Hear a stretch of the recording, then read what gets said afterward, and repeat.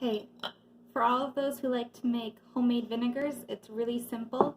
This here is just pureed grapes in a container, and it is essentially going to be vinegar when it's ready. But as you can see, the top here is kind of like busted out. There's lots of gas in there, and that means your grape vinegar is not ready. It is still converting the sugars in the grapes to acetic acid, and then that's when it's going to be grape vinegar. It usually takes about 40 days, 2 months, something like that. And so when you open it, don't wear nice clothes. Preferably do it in a sink too, in case it, decides to explode. But it should have like a gas release noise, like so.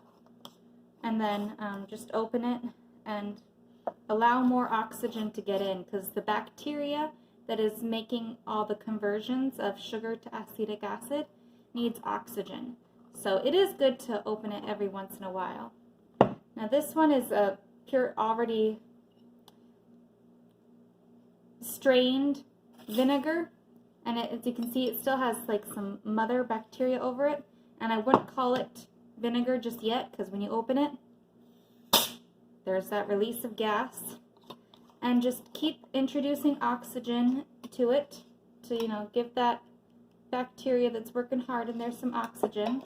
And then once you open it and there's no gas release, that means the bacteria is done with its conversion, and you have vinegar that is not wine. Alright, and you can do it with any fruit too, or anything with sugar.